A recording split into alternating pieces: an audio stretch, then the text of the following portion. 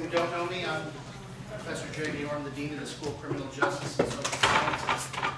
And we're very happy to have on campus today Dr. Mike Dziedzic, who is one of the foremost people working in the area of conflict policing, dealing with conflict organizations, and helping that aspect of the peace process in many areas. I first became aware of him and his work when I was assigned to NATO, and I read, as part of some of the resources we were relying on, one of his books that dealt with that situation and trying to deal with and help create a sustainable peace process. I also had the opportunity to interact with him as part of two other workshops. One a couple of years ago that was hosted by the American Society of International Law that was looking at if there were to be an intervention in Syria, what would be some ways to protect the interests of innocent civilians. It was not looking at whether or not to go into Syria, but if that decision was made, what should be thought about in terms of protecting the interests of the civilians who would find themselves there. And we found ourselves on opposite sides of the table, but on the same side of the issue, which was the need to begin at the planning process for a criminal justice law enforcement component to anything that would take place. We also participated last year in a project at the U.S. Institute for Peace on policing in transition times of conflict. Michael is here with us today, both to talk to this group, but then also after this to talk to a smaller group about a book project that is being undertaken.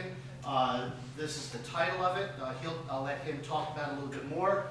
In addition to the interaction that I've had with him, he's been with the Pearson Peacekeeping Center in Canada, with the U.S. Institute for Peace.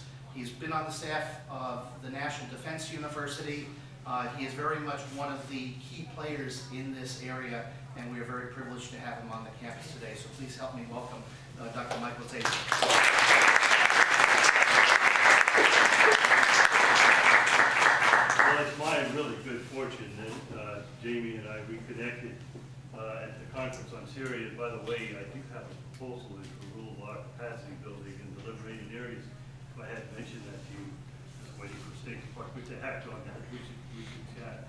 But it tries to get at problems in the work that I've done. And Jamie mentioned, I like the term conflict policing, the public security gap that recurrently happens. But also this problem, illicit power structures. So I'm really, really delighted for this opportunity to be here and interact with the scholarly community here at Tiffin. And quite frankly, I've discovered in since coming here and talking, of course I knew Jamie, but really you have created here a nascent center of excellence on a topic, international criminal justice development, where there is a unmet need for helping to prepare practitioners to serve in these kinds of settings so that they can recognize the title is overlooked, so we can stop overlooking the problem and come to grips with it in an effective strategy. And that is the purpose of my discussion today, to help to make our peace operations, stability operations, more efficient and more effective so we get the job done with fewer lives lost, less expense, and of course, ultimately, the American people, and of course around the world, but the American people will have the opinion that we can do this. We can do it effectively, rather than, that's somebody else's problem, somebody else's civil war. We don't want to bother with it. And actually, I should talk about why we need to care and why we need to bother about it. But, so what my topic is about, the premise of the book, is that many, if not most, of the conflicts in the world today, which are predominantly internal conflicts. So many, if not most, of the internal conflicts today are driven by illicit power structures, and they provide and they serve as a major, not the only, but a major obstacle to a sustainable peace. And so in order for us to become more effective and efficient in this, we need to understand the problem and then come prepared to deal with it. So that's what the book's about, graphing the problem. I've got 11 case studies. Just to make a comment before I don't need to really persuade this audience, but who cares? The world changed in 1989. From the Treaty of Westphalia until the end of the Cold War, the history of the world was a history of great power conflict. That changed. Since 1989, we have been threatened and attacked by the weakest of states or non-state actors operating out of the failed state of Afghanistan. And the cases I'm going to talk about provide examples of places in the world that either have suffered from genocide, which is a humanitarian concern, but also serve as a breeding ground for terrorism. And if you think about the conflicts that we have seen recent, in the last 3 or 4 years, Libya, Muammar Gaddafi, Syria, Bashir al-Assad, Ukraine, Viktor Yanukovych, and even in Venezuela, where there's unrest today, Douglas Farah talks about how the Venezuelan military has been bought off, co-opted by Chavez and Maduro by allowing them to have impunity to engage in drug trafficking. That's an illicit power structure. All 4 of those places are in conflict, in large part because their governments are run by illicit power structure. It's a source of international instability. I don't know whether we're going to intervene,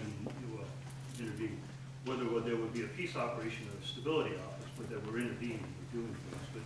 But in Syria or in Ukraine, but if we end up in those places, we better understand what was at the root of the conflict.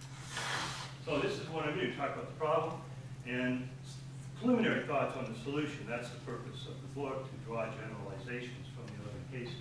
But what is an illicit power structure? I'll give you a definition, but try to bring that definition to life with just a few examples, a few illustrations, but also not just so you understand what it is, but hopefully to be persuasive in that this is a salient issue that we need to understand from the grips with, and then some preliminary lessons. The solution, assessing the problem, was just at the National Intelligence University a couple days ago, talking to them about getting these ideas into their coursework. The first step in the solution is to understand and recognize the problem. But then, what kind of strategies should be developed in sharpening the toolkit that is in existence, but honing it so that you use it more effectively. Before I get into it though, rules of engagement. You can't talk about peace operations without rules of engagement. Shoot your, we've got, I figure, no more than 40 minutes, but I want to leave time for Q&A. However, I would prefer to talk about questions that come up when, confused you about something, or if there's something that doesn't make sense to you, or that you see it a different way. Go ahead and in fact, Danielle's going to help me to pause periodically to see if there are any questions, because we should talk about them, not at the end, but when I've been discussing the issue. I used to teach at the Air Force Academy for many years, and I was always enormously grateful for any flicker of interest on the part of the cadets in the topic. So it won't bother me if you have any questions. Sorry, I'm getting over a cold and I'm diabetic, so I'm going to have to constantly nip on this. So I keep going. Okay, so what's an illicit power structure? Well, one of the reasons they're overlooked is that they aren't on the org chart. It isn't a formal structure of power. It isn't the formal economy. It's underground in sub-rows and hidden. It's illicit, but it's not out in the open. Let's recognize it. But what is it? So it's the exploitation of criminally derived wealth to capture power. That's the way power is obtained and maintained. It's a criminalized political economy. It's the nexus between politics and economics, but it's the informal and underground economies. So what kind of revenue are we talking about? It's gray. I divide it to gray and black. The gray economy are legal commodities, but they're transacted in illegal ways, like smuggling is an example. The things that are smuggled are legal, but it's just they're not paying the customs duties. Rent seeking, getting payment for procurement contracts, especially by illicit power structures, but government officials taking illicit money for delivering whatever services. Looting of natural resources is another big example. Natural resources aren't inherently illegal, but they're being, the wealth of the government, the society is being stolen from the people by officials in government. And and it's sometimes by rebels who are opposing the government. That is also in this partial. Black economy is obviously illegal in and of itself, trafficking drugs, people, money laundering, those kinds of things. And those aren't mutually exclusive. As I mentioned with Venezuela, that government is allowing its military forces to engage with impunity in drug trafficking. The resource, the illicit revenue could be a means to redress grievances, or it could be a motive in and of itself for capturing power, but probably both. If those of you who are familiar with the greed and grievance literature, there was this debate, is it greed, is it grievance, and then they finally realized, hey, look, this is ridiculous, it's both. It isn't one or the other, and sometimes it is both at the same time. And it can be both the government itself or the opposition. And actually, in most cases, how do you oppose a government unless there isn't a illicit source of revenue? Most insurgencies have to fund themselves in some criminal way. What I'm talking about is after you have the peace agreement. Then, from that point forward, is the rebel group, which has now been brought into some kind of power sharing arrangement, are they continuing to engage in criminal activities to try to foster and promote themselves in power? So that's the abstract definition. Let me try to bring it to life. I did remember this. I wanted to make sure I didn't forget. There are about 16 countries listed here, post-Cold War interventions. The ones that are underlined are the ones that are in your book. If you're interested in, anyone here interested in getting the ones that are completed, 6 or 7 are done, 3 are yet to be completed, and I'll send you the drafts so that you can be a part of the discussion when we have a workshop on the ones that are yet to be completed are the DRC, Bosnia, and Guatemala. It's really going to be an interesting one. But give, I guess, Linda, your name, what case study you're interested in, and I'll get them to you, or get you the invitation. We could add Syria and Ukraine to this list if we're talking about conflict precipitated by illicit power structures that will probably, at some point, require intervention. So that's a fairly ample list. I'm going to talk about the ones I had mentioned. Rwanda isn't in the book, but it is, we just celebrated commemorated the 20th anniversary of the genocide, which is, the most disastrous example of the failure of the international community to respond to a genocide. However, it's also a disastrous example of failure to recognize an illicit power structure. And I mentioned the title of the book is Overlooked. What do we overlook in Rwanda? Well, we missed that, there was an ethnic component to it. But what precipitated the genocide, the generation of hate, the use of hate speech to generate and mobilize society, to train a cadre of genocidaires called the Interahamwe, that was not a spontaneous action. It was a deliberate, calculated step taken by a narrow group of extremists from northern Rwanda, a northern Hutu clan called the Akazu. And they had governed for 30 years, and they felt that their monopoly on the state resources was threatened by the peace agreement. There's a very stupid term that we use, and it actually came about 6 or 7 years after this, called post-conflict reconstruction. Got a peace agreement? Now post-conflict. Well, they have a peace agreement, the Arusha Accord. It precipitated the conflict. And the UN mission that was sent in, it didn't even get the number of troops that General Dallaire, you've probably heard of him, but his book, To Shake Hands with the Devil, he asked for more than the 6,000 troops that he ultimately got. He said, I need more than that for the problem that he knew he had on his hands of the challenge. But he didn't even get that. I mean, it was, you wouldn't even call it best case analysis. He didn't even get what he was asking for without knowing that there was this threat. He became aware of it. He had an informant who came forward and said, I'm involved in teaching people how to commit mass murder. He knew that in January. The genocide started in April. You wouldn't act.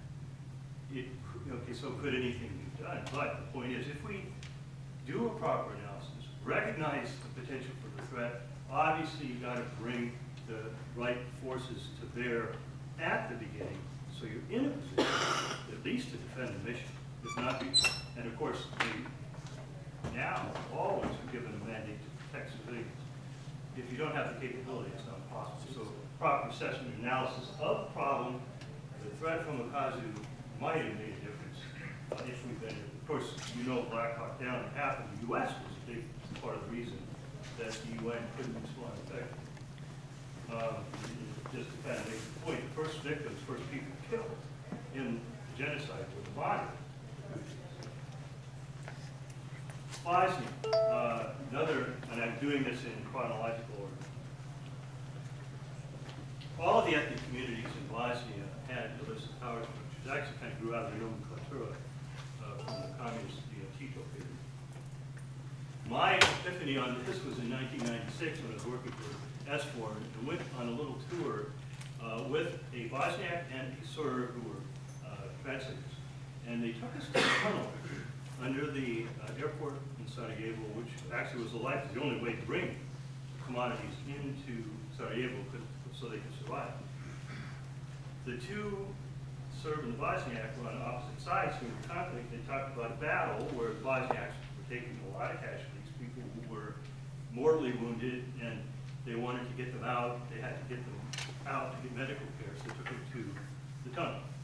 And they were told, sorry, you're going to have to wait for a couple hours. These people are going to die. Well, it's in use. Who's using it? The Serb mafia had rented the tunnel to bring in contraband or commodities to be sold at elevated prices by the Bosniak mafia. What is this war about? Is this an ethnic conflict? Or are the elites in charge profiting by working together to prolong the conflict and finding a way to make money off of it? It made me rethink, was this an ethnic conflict? And in fact, as you probably know, Milosevic actually came into power. He was in a power struggle in 1989. He went to, after the death of Tito, he went to Kosovo Polje, to celebrate the 600th anniversary of the glorious Serbian defeat at Kosovo Polje, and realized, speaking to the Serb crowd, that he could mobilize support on the basis of an appeal to Serb nationalism and undertook the Greater Serbia campaign, which obviously meant that if you're not a Serb, it's a zero-sum game. You got no future. And of course, the only alternative is to take up arms, and that's when Yugoslavia began to fall apart. But he captured power on that basis. It was not spontaneous combustion, ethnic hatred. Yeah, there's an ethnic dimension, but it was exploited and exacerbated by an illicit power structure, Milosevic in this case. But, and of course, they perpetrated the Srebrenica, we call it genocide, the massacre of 6,000 or 7,000 Bosniak males. The author of this chapter was, had been the advisor to commanders of Southcom for 4 or 5 commanders, and he came up with a strategy for dealing with the drug traffic. It was the air bridge denial strategy. The last commander was West Clark. When West Clark was assigned to Sakure, he brought Oscar over. He said, Oscar, I need your help in dealing with the parallel power structure that Radovan interrogates, the informal parallel power structure that uses Renamov's phenomenon we now see again in Donetsk in eastern Ukraine, interestingly. But he's got a parallel structure. We need to take that apart because he's a war criminal and we want to be able to dismantle his power structure. Oscar got there and realized that the Third Entity movement, which was a Croat-based movement, the Federation of Bosnia was Bosnian Croat. So they were supposed to be one part of Bosnia. If the Croats defected and joined Croatia, the Bosnian portion of Bosnia, the remainder, would have been non-viable. No access to the sea, too small, certainly to defend itself from the Republic of Serbia or Serbia. So it would have been back to conflict. The third entity movement was an existential threat to the peace process.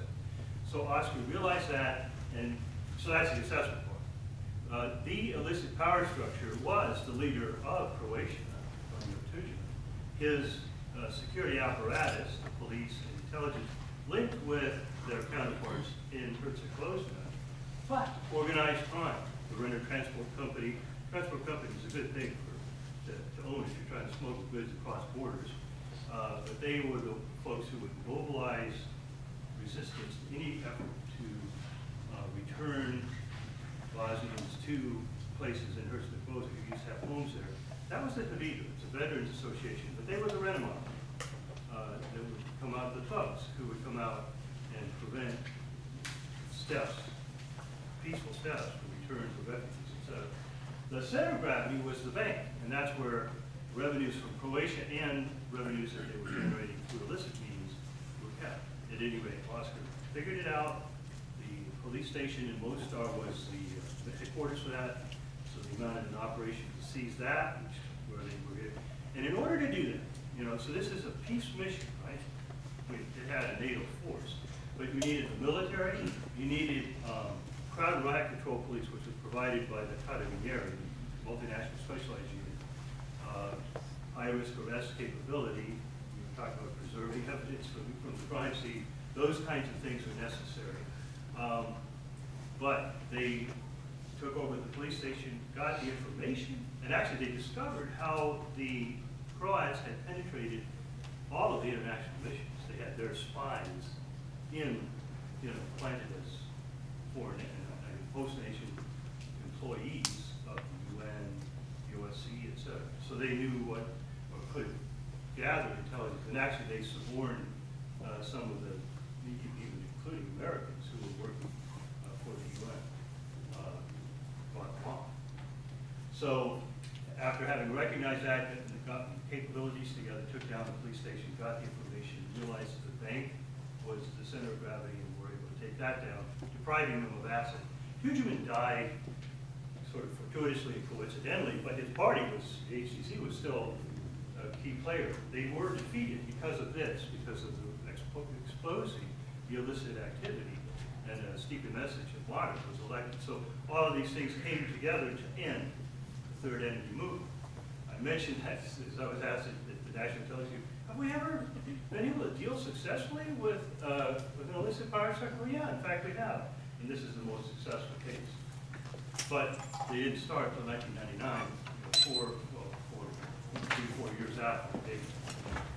Kosovo. Again, I mentioned Milosevic having generated the ethnic schism in society based on what he said in Kosovo Polye. So yes, it did have the conflict in Kosovo, certainly has an ethnic component. Who should govern Kosovo? Should it be Serbs? Should it be Kosovo? That was a clear part of the conflict. However, we didn't realize, when we went in, that the KLA was going to commit reverse ethnic cleansing. We weren't prepared for that. But what was, in terms of an illicit power structure, was really on their minds. They wanted to, there was a power vacuum. They were going to fill it and make sure that the erstwhile leader of Kosovo, who was a pacifist, Ibrahim Rugol, was displaced. And 1 week after the bombing campaign ended, 4 of his bodyguards were captured and killed by one of the senior KLA commanders, Daoud Hardina was his name. And then they went on a campaign of assassination of the supporters and followers of Rugol. And as far as an illicit power structure, there were linkages. This is a quote from the Marquis report about how each of the clans had their own linkages. Sachi came from the Eugene area, and he had his clan controlled organized crime in that area. Ravi Mustafa from the Yap region, Ramush Haradina, I mentioned down, but Ramush was the charismatic leader in Tunisia. So they had their own, each of the clans had their own organized crime activities. However, the Martin Report was about capture of Serbs after K4 intervened by the KLA, harvesting their organs, crime is heinous, but that's one of the more heinous things. There's an ongoing investigation into that. So, of course, Bill Nash, General Bill Nash, who was a commander in Tuzla, used to say there's no good guys. I mean, this is not surprising. We have conflict. The issue is, can we transition from being an illicit power structure to being a licit power structure, and that's what the strategy is about. So we finally, 3 years later, got the capability to start doing intelligence-led operations. First intelligence, but high-risk arrest, crowd and riot control to deal with the response. And actually, the only people who were arrested weren't KLA members who were killing Serbs. That would not have gone down. But they were KLA who were killing those Romanians, who were Roma supporters. And there was support for that. So I mentioned the different capabilities. And international judges and prosecutors would have gone nowhere if we were using the local system, suggesting some of the tools that we use. Sierra Leone, you know, that's a pretty classic case where we had a peace agreement, and the roof, famous for hacking off limbs, child soldiers, they signed the Lomé Accord. Poroshenko was supposedly on board. They were going to be given an opportunity to share, you know, compete for power. They weren't interested. The extremists were in charge of the roof.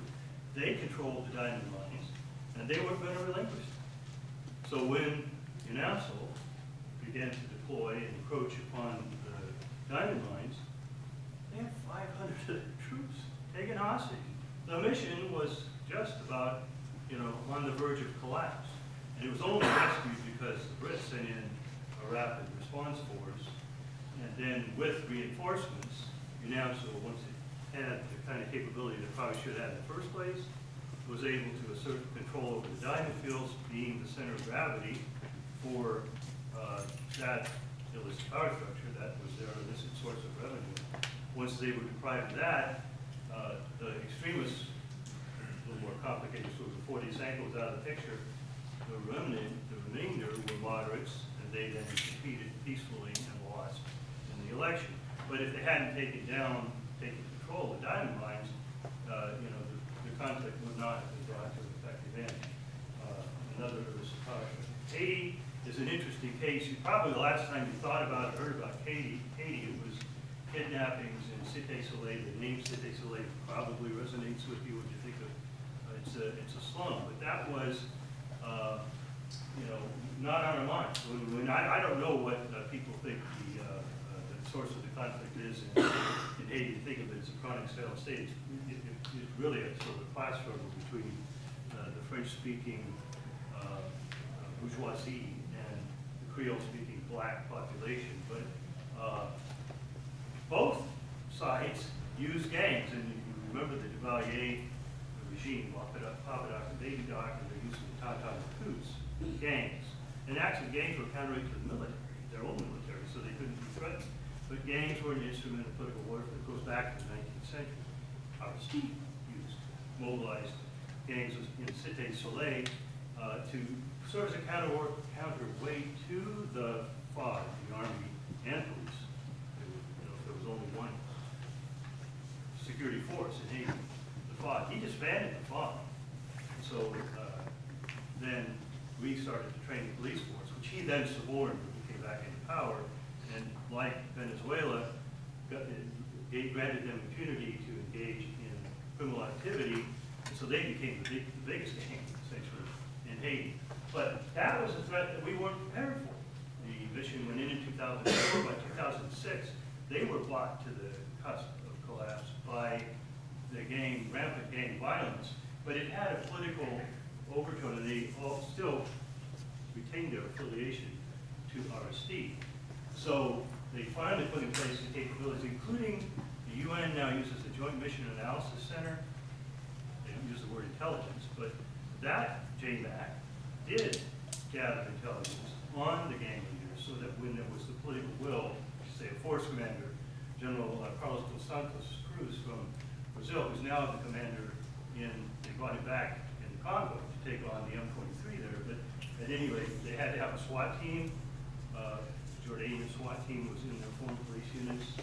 They were heavily used, to capture, when they undertook the process in 2007, 1 month to capture 4 or 5 gang leaders, 800 gang members, and the gang threat was essentially, I'll say the gang threat was essentially eliminated, but Haiti wasn't stabilized because they didn't didn't fill the gap with the functioning legal system to rule it on. They came late to the game to recognize that they should be doing that and have never caught up. But at least the illicit power structure, one aspect of it was addressed. I'm not going to go into Guatemala. I mentioned the DRC, and the UN has finally, in the last, less than a year, about 6 months ago, they deployed an intervention brigade under the command of General Carlos Casas Cruz, and they've taken on and defeated the M23. Liberia was pretty much the same story as Sierra Leone, but Charles Taylor was really the architect of all that. Afghanistan, I want to mention because that happened on our watch. Under the Bonn Agreement, the international community came up with the power sharing agreement for Afghanistan, but it was not a concern to us that, in fact, that government put in place what they call in Afghanistan criminal patronage networks. In fact, we discouraged Karzai from going after warlords who were involved in criminal activity, because our #1 priority was just to fight terrorists. And we did, in fact, we were happy to use those criminal patronage networks to fight terrorism. And so we created the illicit power structure on our watch, under our nose, and our assistance, our development assistance, was siphoned off and reinforced those criminal power structures. We overlooked the problem. Okay, some lessons. I've just given you a handful of the cases. We've got 11 in the book, but that's enough, I think, to demonstrate that this has been not the only cause, but certainly a prominent cause of conflict, and certainly a barrier to sustainable peace. And in none of the cases that we're dealing with in the book was the problem recognized before the international community intervened. And I already mentioned the fact that just because you've got a peace agreement doesn't mean that you're in a post-conflict mode. Illicit power structures, if they're involved, will probably present an obstacle in one way or another.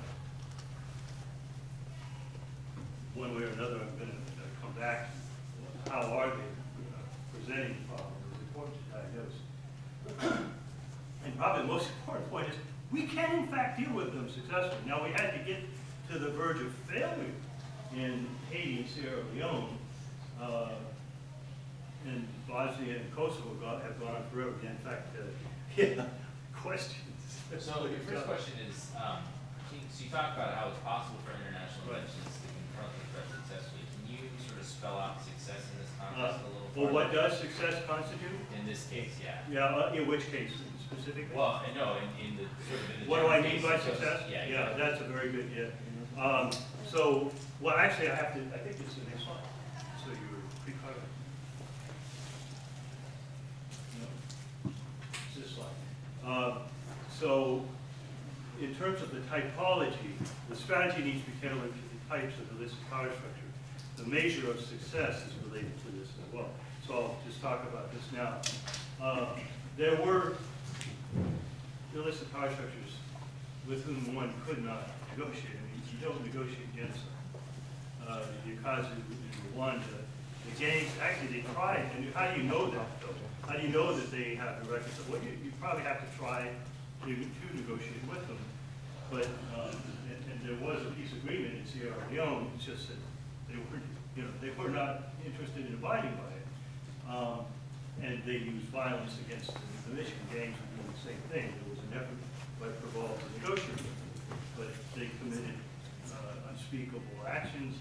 And once they identify for you that they are reconcilable, and now we're talking about what you do. I'll get back to that.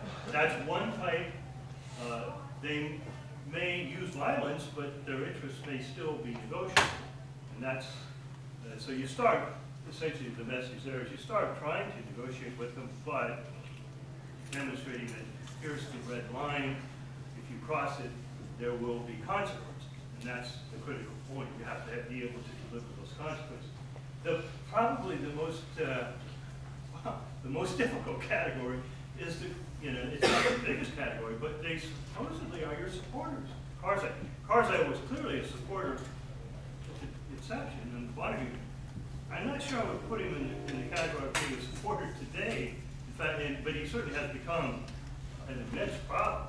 He legitimized the government and our presence because we're associated with that corrupt regime, and people conclude, well, that's what we wanted. We delivered that to them. Therefore, we have lost legitimacy as well as Karzai. But at any rate, he was a supporter at the beginning. Now, how do we know whether we've succeeded, is your question. Well, if you take a supporter of the peace process and he becomes an adversary, that's taking a step back. If you have let me start from that level. If you have someone who's not using violence, well, let me go from the positive. If they're irreconcilable and you use violence and force against them like we did with the roof and eliminated the extremists, and then what the remnant that's left sues for peace, they become negotiable. They abide by the peace process, and they cease using violence. So those would be the measures of success. It kind of depends on your start. It does depend on your starting point, though, and that's how we measure it. Where was the illicit power structure at the beginning of the intervention? In the case of Karzai, he was a supporter of the peace process. He wasn't using violence. Where is he today? Maybe he's certainly not his conduct certainly doesn't support. He's become a dead weight. He's become he's become problematic in the peace process. He hasn't used violence though. He hasn't been,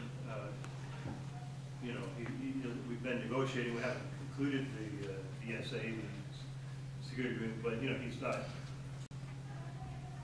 not saying that I won't negotiate. So, he's gone a step backwards. So this is the scale we would use to measure whether the strategies have had any success. And that's how we categorize each of those. What happened for Karzai to take a step back? What's that? What happened for Karzai to take a step back? I think part of it clearly was the fact that we realized that the criminal nature of his regime was a problem. There's one, trying to remember the name of his national security advisor. I think it's Sahel. At any rate, we had an FBI task force there that was, its purpose was to take on high-profile crime. And they realized this guy was a bagman. He was taking cash-based payments, and they caught him in the act and arrested him. Karzai kicked them out of the country, shut them down. Shut them down, and obviously the relationship was soured.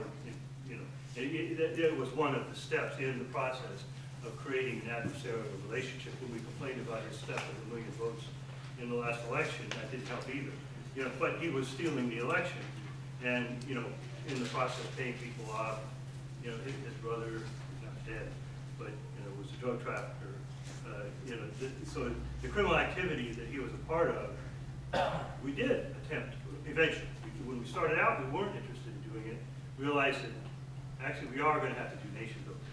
At the beginning, the Bush administration didn't want to have anything to do with nation building, rule of law, et cetera. Just wanted to fight terrorists, and so work with warlords. And trying to edge away from that brought us into conflict with Karzai as we tried to put in place measures which would then hold accountable his network. So that would be my explanation for how the relationship soured, but it probably should have soured more quickly. And in fact, it's back to the point figured out at the beginning, or don't let it, define what your red lines are and hold people accountable so you don't allow that kind of creepy criminalization that they want here. How do we successfully disrupt and eliminate illicit power structures in Afghanistan if the local police forces and security forces that we've helped establish, if a large percentage of them are addicted to opium? Yeah, that's a good question. It ain't going to be easy. Do you mind, because So I'm gonna, don't let me forget, the last slide is gonna be strategies, and then let me try to focus on that. You know, quick response would be vetting, obviously. You know, urine tests, that kind of thing, but that doesn't work unless there are consequences, unless people are actually kicked out for that.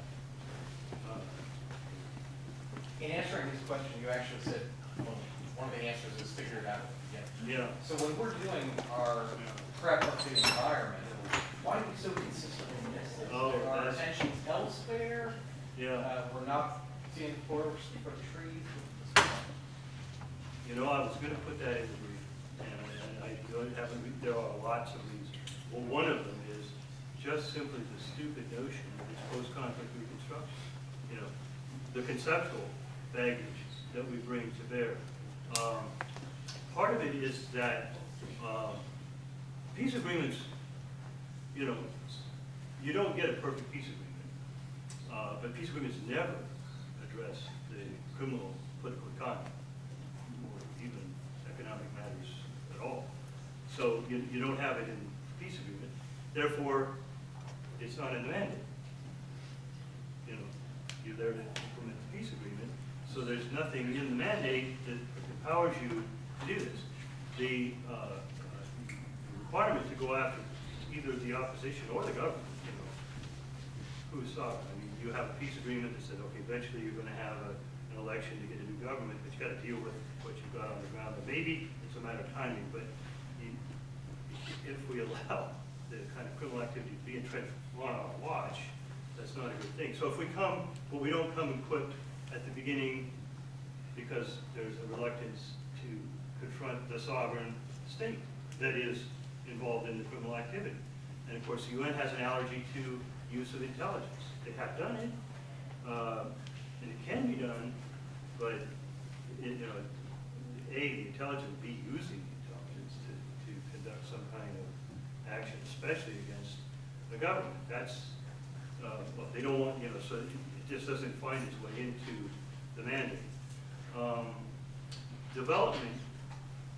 The development community, and it's not a bash on it, but they work with the formal economy, not the informal economy. And so their prescription, especially, you know, after the end of the Cold War, is to privatize, we've got to liberate the market economy. When you do that, where the illicit power structures are essentially the essence of the economy, but basically all you do is you take whatever was a legitimate asset and it's purchased by those who have the revenue, which are, you know, they derive the revenue from illicit sources, and so you consolidate power. Anyway, so the prescriptions that the development community has for dealing with development don't necessarily apply that well in the context we have with this parser. So we overlook it for different reasons, and actually the other one, Afghanistan, this doesn't answer your question, it's about Afghanistan. We cannot crack, I have a friend of mine, Jim Wasserstrom, is the head of anti-corruption in the U.S. Embassy in Afghanistan for like 3 years. He says, we can't go after the corrupt rulers because they're paid for by the CIA, their agents. And of course, we've seen that Karzai himself was on the payroll of the CIA. They're untouchables. You know, it's our fault. So, and I guess fundamentally then we need to have a strategic planning process where these kinds of lessons get captured and then something can be done about them. People have the broad perspective that this is an issue that you know, runs across many, many different missions, and we need to come prepared to deal with it. But there really isn't a learning process. I know that this Conflict and Stabilization Office has a function for learning and training. They don't really embrace the interagency. I mean, we're kind of broke in terms of our process for planning. So there's no place to really get these ideas into use, which, quite frankly, you know, this is my passion. You get the ideas out, and then you try to get them into coursework, get them in front of the policy community and tabletop exercise before we intervene, so that at least they've got the ideas. Now, they can choose to do whatever they wish. There will be consequences, You know, and we can tell them what those consequences would be. But there are lots of reasons for overlooking that. In fact, your question is very helpful. This has been such a great discussion, but I need to put that probably in the introduction. It's not in the introduction now. Why do we overlook this? You know, because I make the claim we overlook it, but I'm explaining why. I think I should. Well, let me come back to your question, because it's sort of in the last.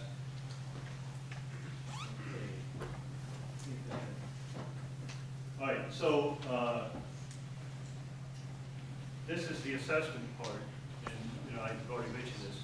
It's not the formal economy, it's the informal economy. We need to look at that and find out what the sources of illicit revenue are, not only to identify that an illicit power structure is there, but that's part of the key. That's the center of gravity. Cut it off.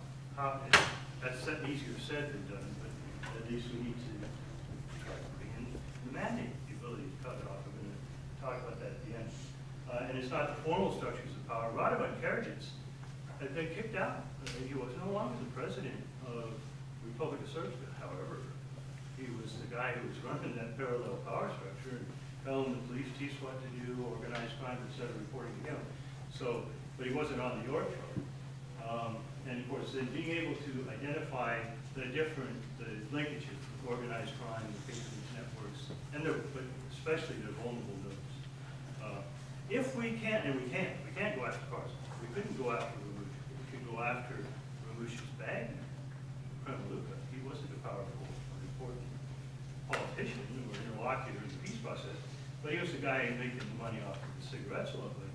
So we could have put him in jail, and that would have sent, A, it would have crippled, diminished the amount of illicit revenue, B, it would have sent a signal to Ramush, clean up your act. And, you know, back to the assessment. In fact, this gets at your question in an indirect way. We think, rule of law. Oh, that means we need police. And that's our ticket out of here. Let's train the police. And the more police we have, the more rule of law we'll have, the quicker we can leave.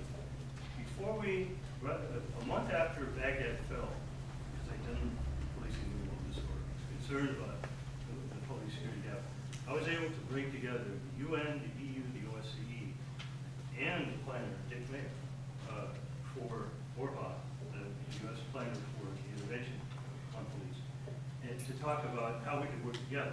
And you know, discovered that our plan was to go in, do an assessment, cut contracts, and be down to 50,000 troops in 3 to 4 months. Okay, so our jaw dropped to the table. But okay, if you're going to do an assessment, I went over to the organizations, the Department of Justice, do police training and judicial prosecutorial training, OPDAT, and CDAT. And I've got Joe Jones and Carl Alexander, you probably know. And I know what you guys are going to do in the assessment, and I know what you're not. You're going to ask how many police stations, how many police, how many judges, how many courthouses, how many computers, how many patrol cars, capability. But I know what you're not going to ask. What's the threat to the rule of law? Who are they going to work for after you train them? Well, we trained 200,000 police. And in 2006, they were all out there, not all, but 3/4 of them were out there committing carrying violence. We dug the whole heap. I think this is really getting at your question. What's missing? We have this the U.S. in particular, but the international community, you know, they're not blaming. We just say, build capability. What's missing? Accountability structures, transparency, consequences for misconduct. So, you know, that is essentially the answer to your question. But the question that we need to ask going in is the legal system part of the solution, which is what we're assuming, just train them and turn ownership over the locals, missing a step. Gee, if there's an illicit power structure involved, maybe we're strengthening them and making it more difficult to stabilize the place. So that's a critical question. And we never look at the intelligence apparatus, both the government and the opposition, but have you ever heard of the DDRs, disarmament, demobilization, reintegration? Have you ever heard of the DDR program for the intelligence apparatus? How could you ever stabilize Syria that has a 500,000 person intelligence apparatus if you don't do something with them? You know, well, we never think about the intelligence apparatus. And they're the ones doing the work.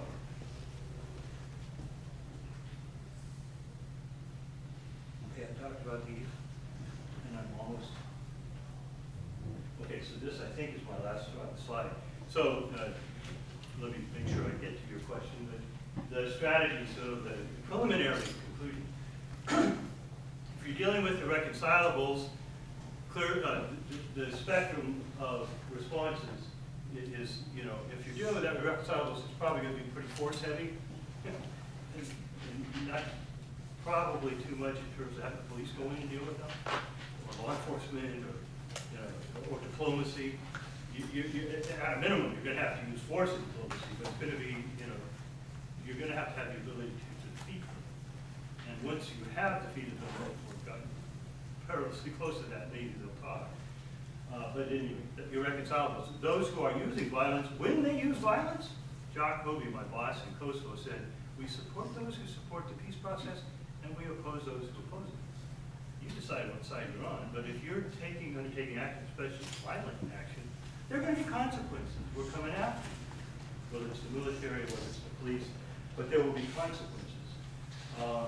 And of course, it's supporters of the peace party can't use force against them. As far as drug addiction, it's going to have to be a law enforcement heavy and diplomacy heavy response. So the tools that you use will vary in terms of the amount of coercion that you can use. But in all cases, cutting off their illicit sources of revenue. Please. You know, part of the peace brokering process, you talk about vetting the police, Yeah. but as part of that, the peace negotiation, I know some of the countries have taken leaders of the illicit power structure and put them within the framework of the government. Yes.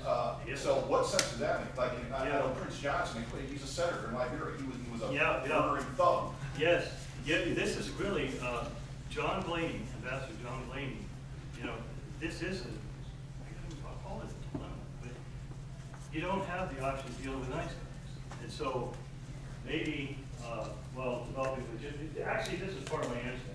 Developing legitimate institutions that are capable of mediating the competition for wealth and power peacefully. And of course, fully the rule of law.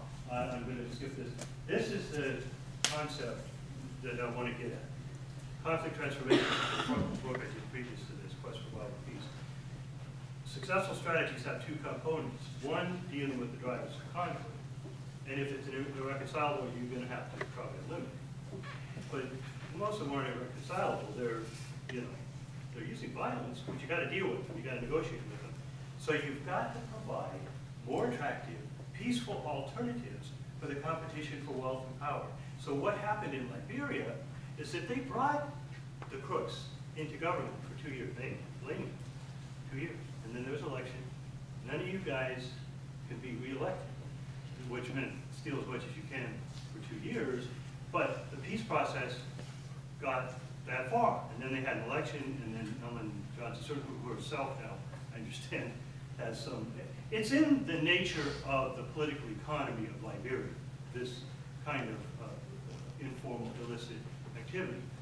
But at any rate, there was an election, and the most heinous of the folks, at least, were out of the way. They were able to move forward and bring in a better form of government. And so now the question, really implicit in your question, is, okay, so we still have illicit conflict, we still have a patronage mechanism, but maybe that's the way that place has always been governed. However, it hasn't always been violence.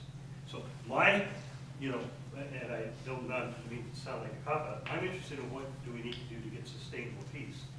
The question is, can you have sustainable peace in a country that's run by an illicit power? And my fear for Kosovo is that, the Thaci regime, there's a lot, he spent most of his time as prime minister discussing procurement contracts. In other words, how can we make money off of, put our hand in the till? But if you have pluralism, at least you can get another bunch of crooks.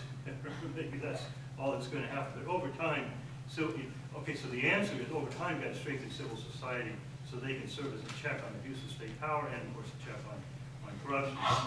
But that's a long-term, protracted process of what I would call democratization. But I I never use the word democracy in this because, you know, I think that's a little bit premature. We gotta get to a point where at least it's stable, sustainable peace, and then the processes, these processes, that allow you to compete for power in a more attractive way, peacefully, to deepen themselves. And then, of course, I think those processes are essentially the same as democracy, you know.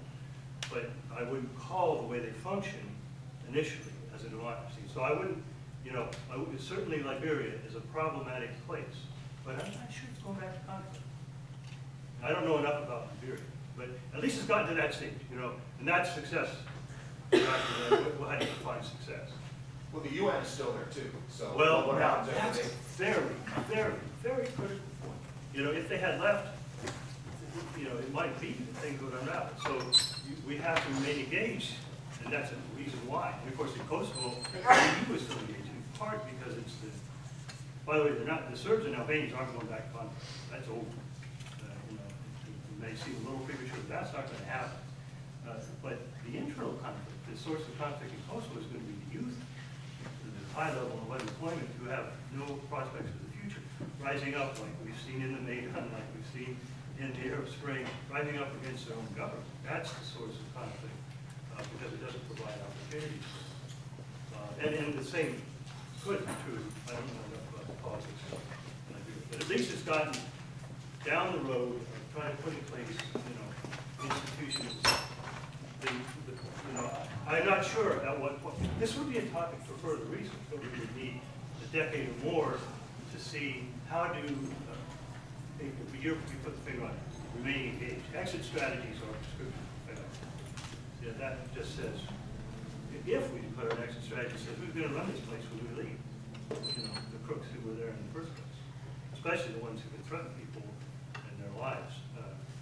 Now that, did I kind of get at your question about, you know, just the problem of drug addiction is symptomatic of the broader, and corruption isn't big enough, isn't a good enough word for the dysfunction, you know, but the lack of accountability. Yeah, right. Well, I think that, yeah, so questions, great question. Any other, and I don't know how we're doing on time. Oh, good, great. So I wasn't sure how long this was going to take.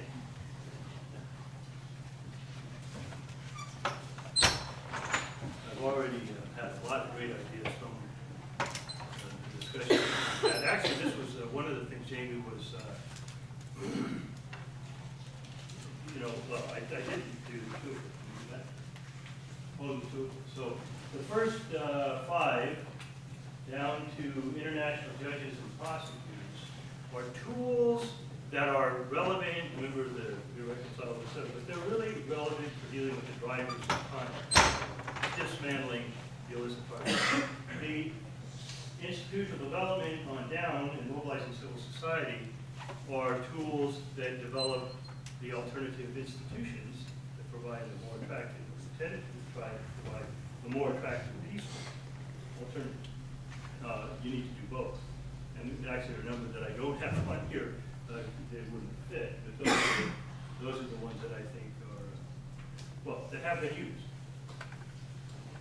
One last question that I have is, I've noticed by reading all the national security strategies that 2 of our core national interests is to promote democracy and create a stable and peaceful environment for democracy. Yeah. Now the question is democracy viable everywhere?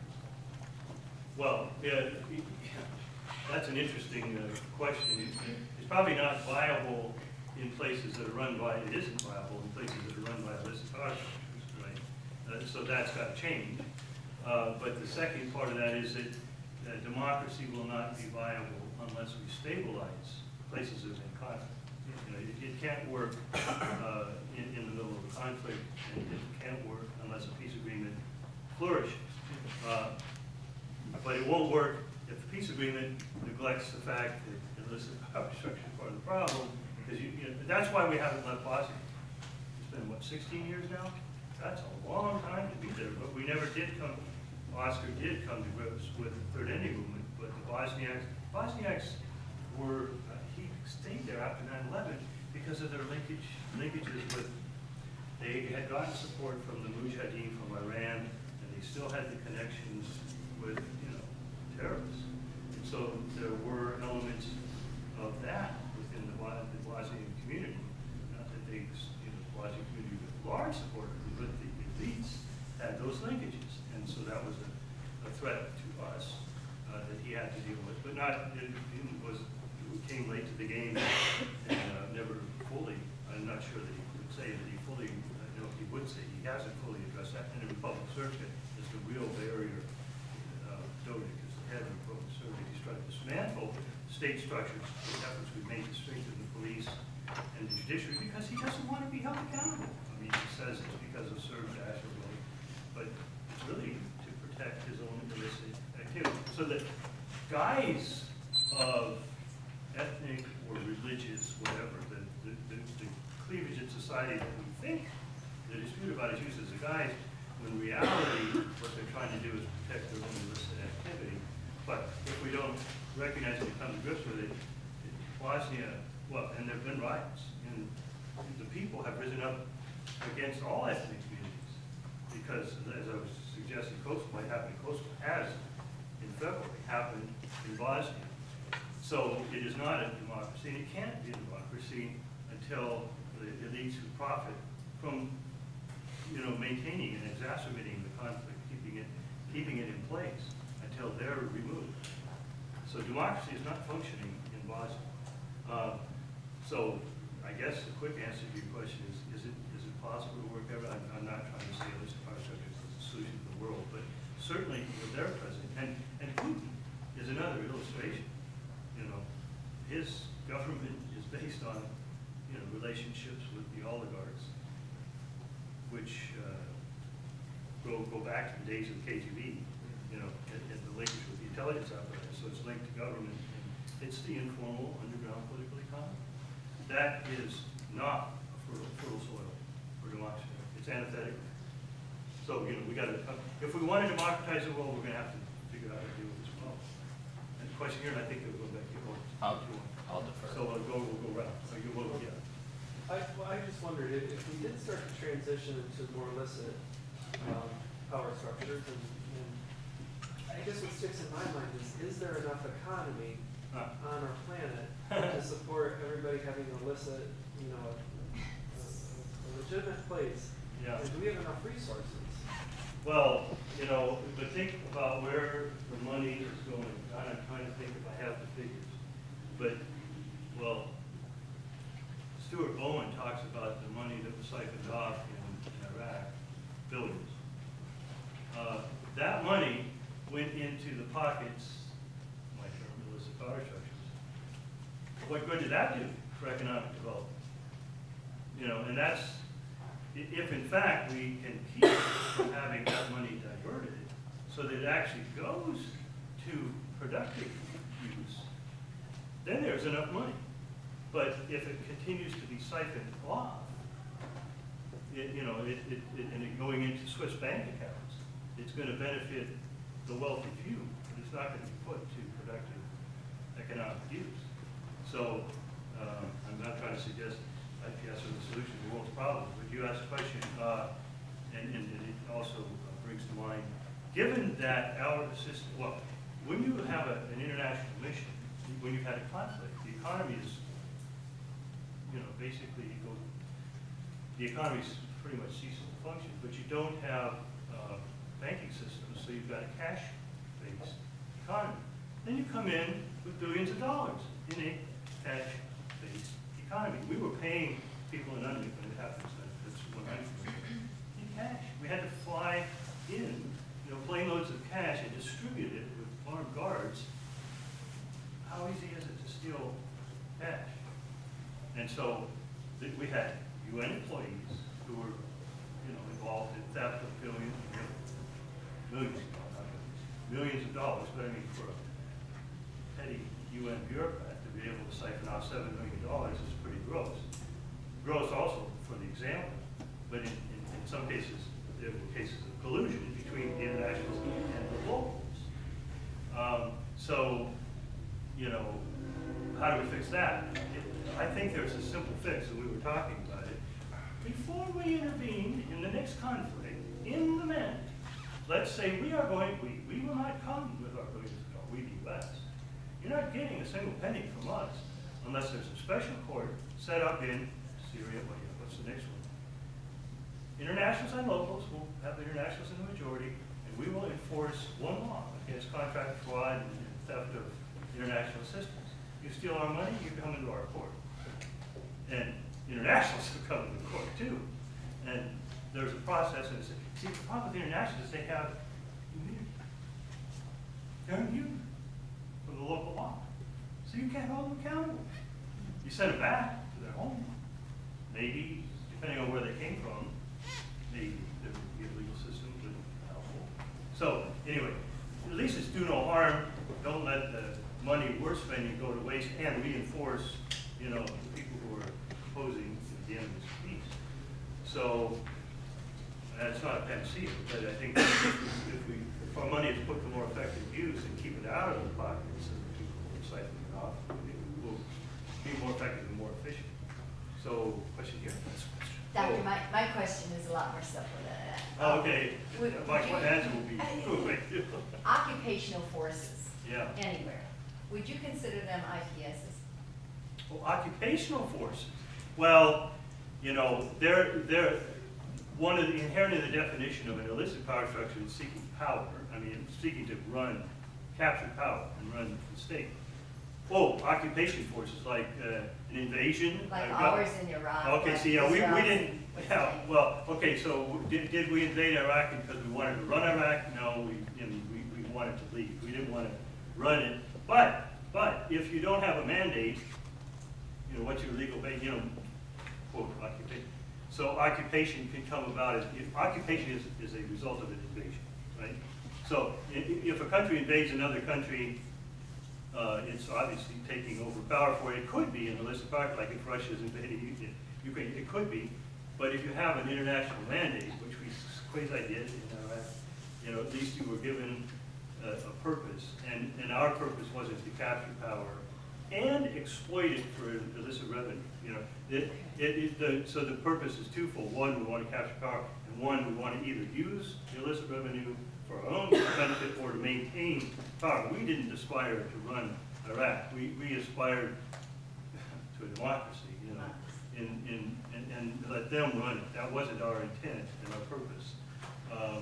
What about the occupation in the West Bank?